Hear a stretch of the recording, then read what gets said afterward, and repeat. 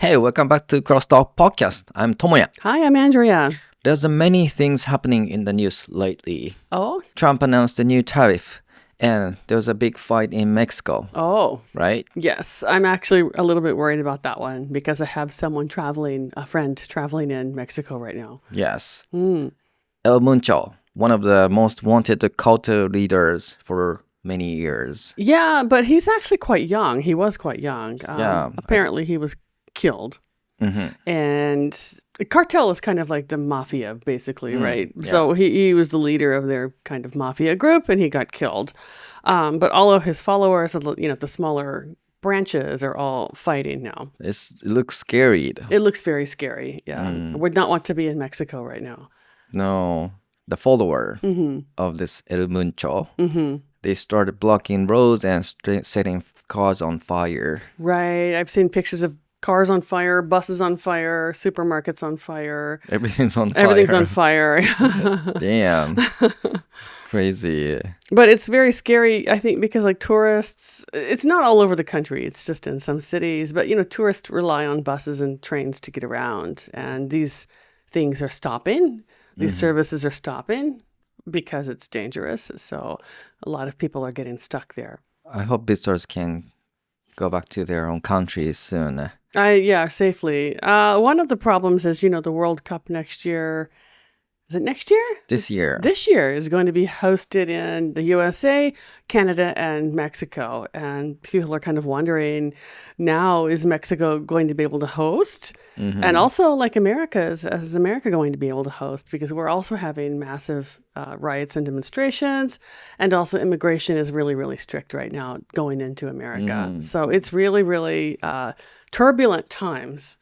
Turbulent time. Yeah, turbulent times in North America. Oh my God. Canada is the only stable country of the three, I think.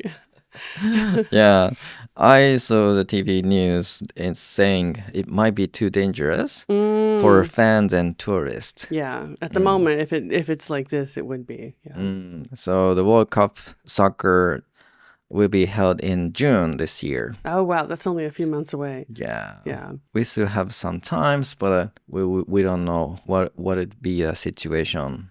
Right. I think experts are predicting that the situation in Mexico will calm down. Okay. But America, who knows? It's a wild card. Right.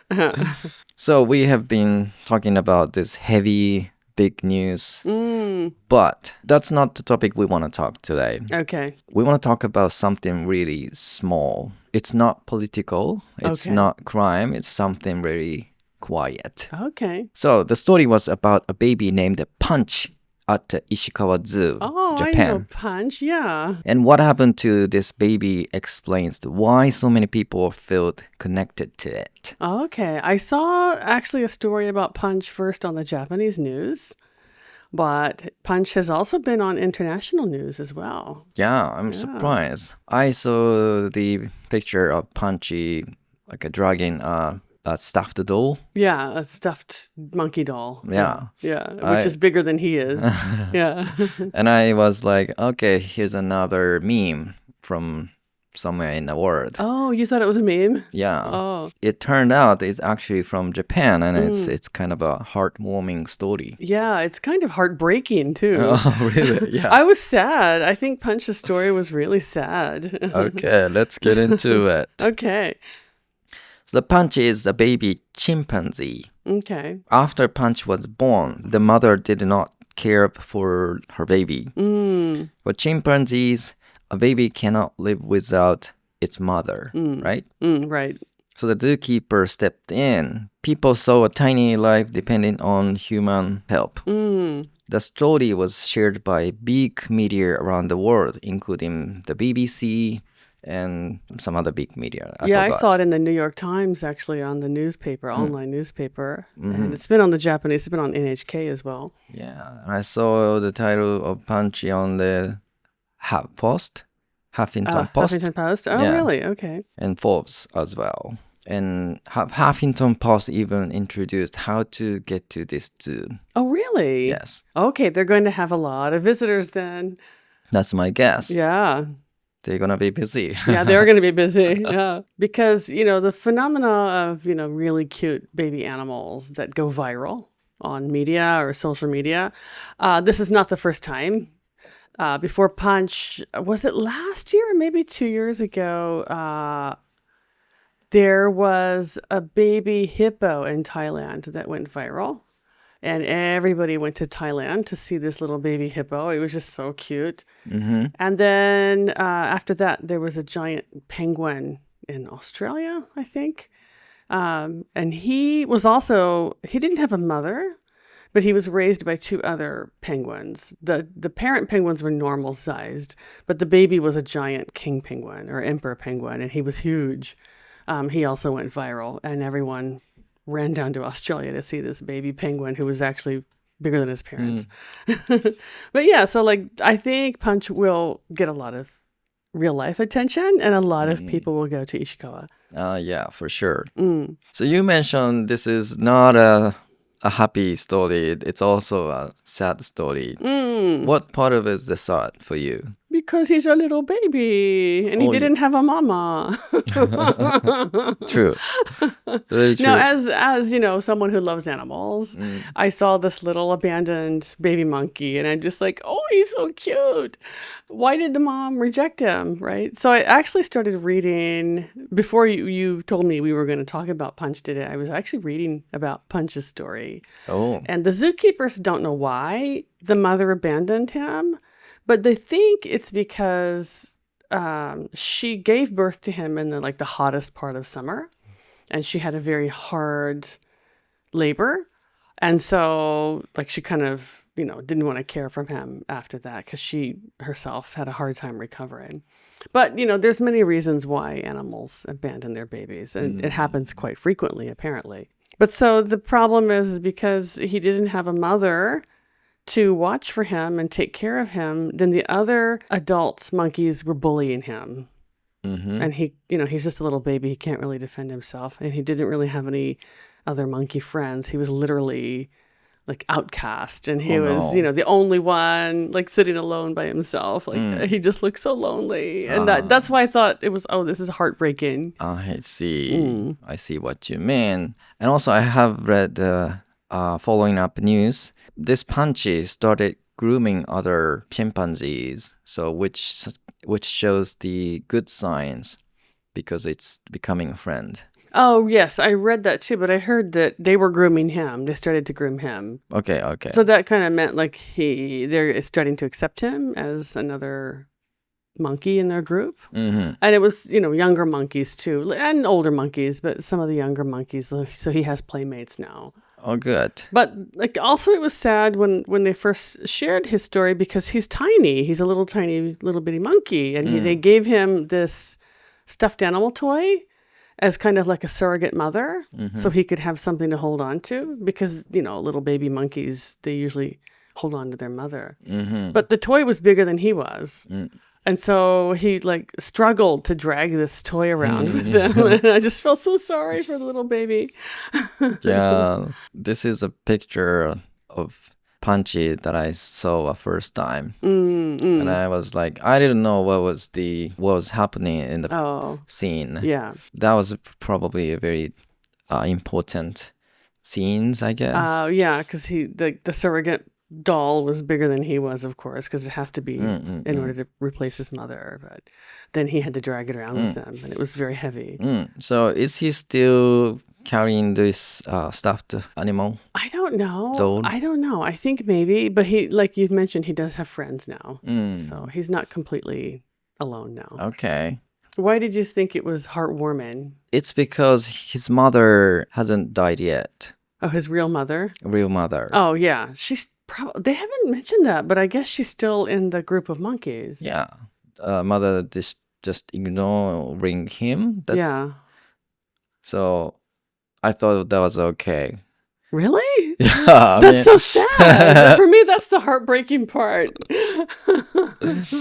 As long as this mother live, yeah, they can see each other. So I thought this was Does he know it's his mother? That's my next question. And I don't know if he knows it's his mother. Oh, that's another question. Because I've only seen him holding on to the doll and then also to like a zookeeper's leg. Like the zookeeper was walking around feeding the animal, like feeding the other monkeys and taking care of them. And Punch was kind of attached to this guy's leg like he would be to his mother. So, but I haven't seen him interacting with his real mother, so I don't know. Yeah, I don't know. That makes me think of, can dogs recognize their mother or father? Oh, I wonder, yeah. If the dogs, any other animals can recognize their parents, which is real sad story, they need to live separately. Yeah, it's not really sad though too much because actually with cats and dogs both, if you have, for example, if you get cats from the same parents, they have, they're born at the same time, the same litter of kittens. If you have, for example, 2 boy cats, they end up fighting and being very territorial. And so one of them will usually run away so that they can make their own territory. So, I mean, it's kind of better to separate them before they get to that point because they do fight and they do injure each other. Dogs too, like there's a real rivalry between brother and sister dogs. So you have to kind of separate them before they start fighting. Oh, really? Yeah, actually, yeah. So that's not actually that bad. That's not too sad. Okay. So if this theory applied to the monkey chimpanzee, it's not gonna be a real sad story for me. Yeah, but parents, like the parents abandoning babies, I think is for me very sad. Yeah, of course. Because humans, of course, do that too, and that's also very sad. I just, like some people, some humans, when you, like women who have babies, most people have a mothering instinct. Like your instinct kicks in and you know how to become a mother. But some people don't have that. And I think some monkeys also don't have that. And so maybe that's what happened here with Punch. Like his mother just didn't have that maternal feeling, that instinct to be a mother. Could be, Okay, probably it's interesting thinking for me. Because, as you said, some of the individual animals abandoned their child. Yes. Including humans. Yeah, some humans do. Most people do not. The majority do not. Most people raise their own children. Yeah. Some people do, right? Yeah. I haven't mentioned this, but I was the one abandoned from my father. So no, that's not true.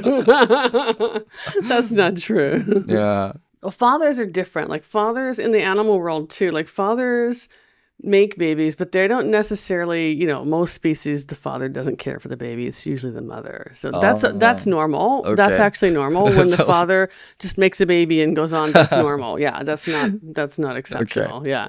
So fathers are okay to abandon their babies. Not okay, but it's just like they don't have that social structure where they're forced to take care of their babies, except in humans. But then it's still unnatural for some people. Yeah, of course. Yeah. But your mother didn't abandon you. Your mother's the main one. So. Not yet. Not yet. Well, you're old enough that she probably should abandon you now. I don't know, but like in Japan, this is getting off the topic of monkeys, but a lot of people still live at home with their parents, regardless of age. Right. And like for Americans, that's a little bit strange. I think it's only America or maybe American British people, but like once you're 18 or 20, your parents kind of expect you to get out. 20. Like move out, like get out of our house. You're an adult now, go work. Yes. Get your own place. Shoo, right? I didn't know this culture difference. Yeah, it's a big cultural difference. Yes. Yeah. But if you look at like older societies like Japan, China, Korea, even into like Mexico, South America, a lot of older cultures, you'll have people living with their parents and their grandparents, for 2-3 generations, and that's normal. So I saw this comedy video many years ago. The main personality asked audience, "Where do you live?" And then the guy answered him, "I live with my mother." And then everyone laughed at him. And I didn't know why everyone laughed because usually, as you said, men Well, and more women, yeah, anyone. anyone more than 20 years old or something, they should leave the house. Yeah, And, it's kind of expected that you'll leave and get your own place and start working. so yeah, that's the reason, the audience laughed at him. This guy should answer, no, I live, with my girlfriend or something. Yeah, or I live in Dokosoko area. Yeah. That's the expected answer. Yeah, probably. I mean, honestly, though, some people do live with their parents if they're caring for someone elderly or nowadays, like after the pandemic, a lot of people after the pandemic lost their jobs and lost their homes, and so they did move in with their parents. Or become homeless, So it's less of a thing now, but I think pre-pandemic it was expected that you live by yourself or live away from your parents anyway. Yeah. And for me, just speaking personally, for me, I lived at home until I was like 22-ish, 23, but I was going to school full time, so I wasn't at home all the time. But then I moved out, yeah. And I think my sister moved out as soon as when we were in college, we were out, and then we just never went back home, right? You just live in the dormitories, and then you come and you get your own place, yeah. How about you? When did you move out of your house? I moved out my house around 20-something. Okay, yeah, early to mid-20s. That's probably normal, yeah. In America, too, that's probably normal. So, I have some question for this topic today. Okay, all right. So, if you worked at zoo, which animal would you give extra snacks to when no one is looking? Oh, I think I would give extra snacks to all the animals. You know how I am. I love a baby animal. I love animals in general. Right. I would give snacks to anyone who wanted a snack. Okay. That's a very good answer. How about you? Who would you give snacks to? Ooh, I would give snacks to very friendly animal to me. Okay, that's a good answer too. Yeah. Yeah, I don't have a specific species I like. Okay, I do. I like certain species. I like everyone, but more than others. I do have favorites. Yeah. You don't have favorite animals? Except dog. Okay, but dogs would not be in a zoo. Right. Right. Right. Dogs and cats are not in the zoo. No. Would you give a snack to crocodile? That's the only animal I don't like. So I mean, maybe, but probably not. Maybe not the crocodile or the alligator. Lied about it. Yeah. I forgot about that, actually. Elephants, though, like they're very intelligent. They would probably come and ask you for extra peanuts. Yeah. They're very smart. Yeah. Very charming, too. Giraffes, they're very smart and charming also. Yeah. They like to eat. Birds, birds are kind of so-so. My favorite animal at the zoo is seal. Seal. Okay. Seal. Azarashika. They're just so pretty. Okay. They smell terrible, but they're just so pretty. True. Do you have a favorite zoo animal to watch? Not really. Really? Oh, it's not an animal, but I forgot eigo. What is it in Japanese? Kurage. Jellyfish? Oh, yeah, I like jellyfish. Jellyfish? They don't have a brain. That's why I like it. I mean, they're pretty, but that's about it. It's not an animal, though. Well, it's a sea animal. Sea animal. I'll be graceful and give you that. Yeah.